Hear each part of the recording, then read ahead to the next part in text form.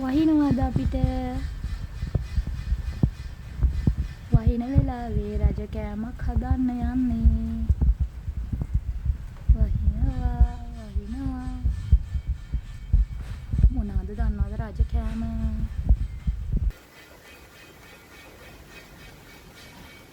තෙලේ බැදගත්ත ලූණු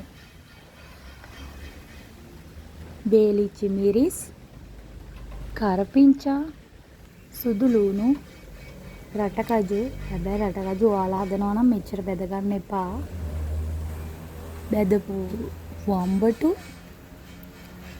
මේ මොනවද වේලපු මිදි ඔන්න ඔහොමයි අද කෑම එක හැදෙන්නේ තව දෙයක් තියෙනවා මේ මොනවාද මේ තමයි ඉස්සෝ බෙදලා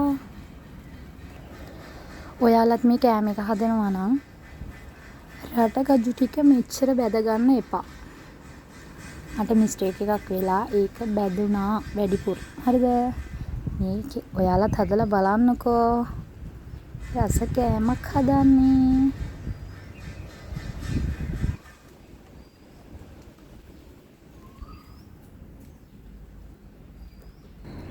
මම ගත්ත ඉස්සෝ ටික ලොකු නිසා මම මේ විදිහට කුඩු කරගත්තා.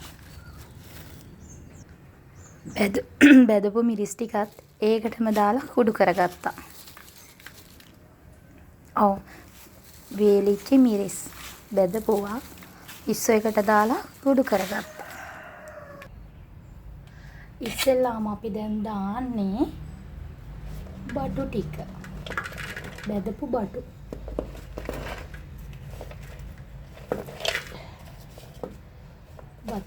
බෙදපු බටු ටික දාලා මේ විදිහට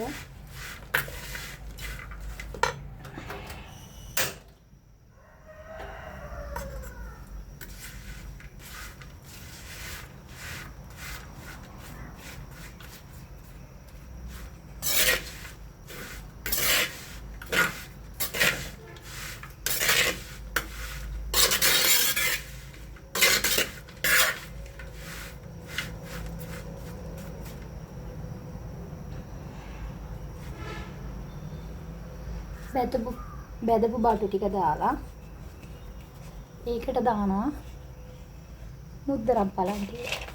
බෙදපු මුද්දරම් පලන්.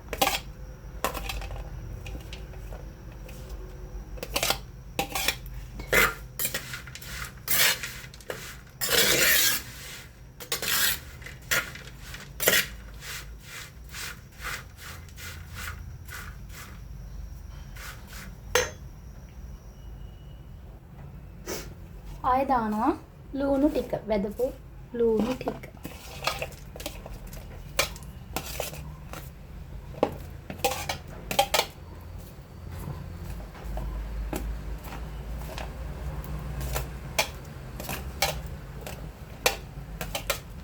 මේ වගේ තෙල් බැදලා ඉවර වෙලා තෙල් නැති වෙන්න පත්තර කොලයකට වගේ දාලා ඔයාලා ගන්න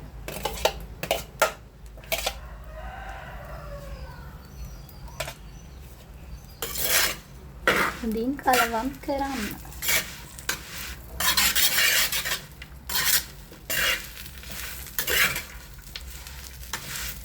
ඊට පස්සේ දානවා කරපිංචා ටික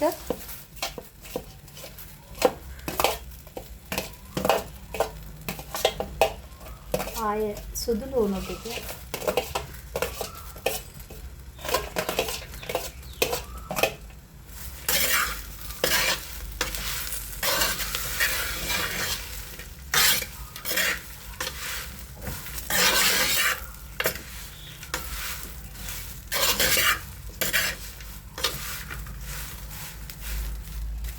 ආය දාන්න රටකජු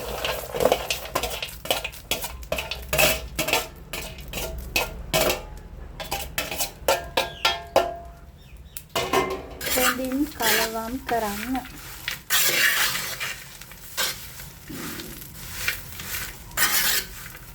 කෑමදාසගේ පේජ් එකේ අද යන්නේ අමුතුම දෙයක් ඔන්න.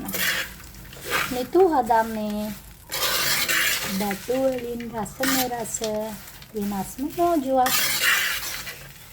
අනිත් අය හදන්නේ මෙහෙමද කියලා නම් දන්නේ නැහැ මම. හැබැයි මම හදන්නේ මෙහෙම. ආය දානවා.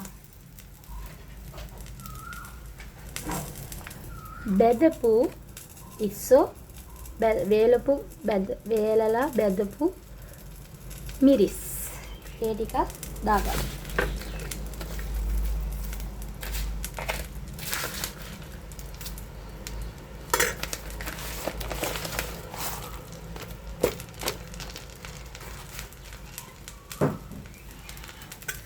පොඩි කලවම් කරන්න. පුළුවන් තරම් තෙල් ගැටි අඩුවෙන්ම ගන්න.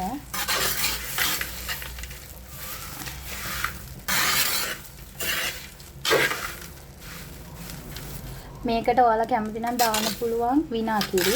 මම නම් විනාකිරි දාන්නේ නැහැ. මොකද ගෑස්ට්‍රික් තියෙන නිසා විනාකිරි දාපුවම පොඩක් අවුල් වෙන නිසා. දැන් මම මේකට දානවා කොච්චි සෝස් එකක් තියෙනවා මං ගාව. ඒ කොච්චි සෝස් එකෙන් මම දානවා ටිකක්. ඔයාලා කැමති නම් විතරක් දාන්න පුළුවන්.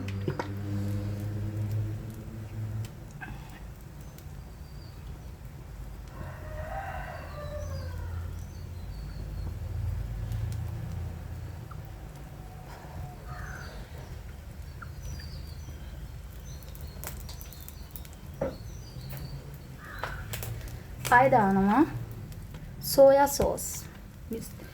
සෝයා සෝස් නෙමෙයි. තක්කාලි සෝස්.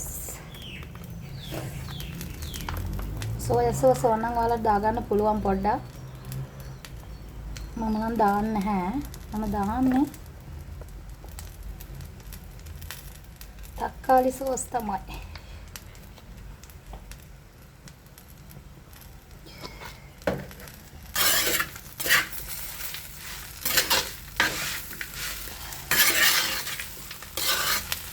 ෆ්‍රිජ් එක වගේ තියාගත්තොත් ගොඩක් දවසක් ඔයාලට තියාගන්න පුළුවන්. සෝස් ඇති ප්‍රමාණය බලන්න. බලලා දාගන්න. ආයේ සීනි ඕන නම් සීනි පොඩ්ඩක් දාගන්නත් පුළුවන්. පැණි රහ ගතිය වැඩිපුර වෙන්න.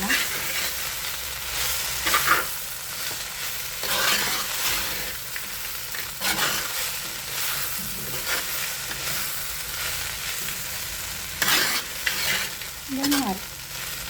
අපේ සෝස් එක දැන් හරි. චුට්ටක් කාලා බලමු.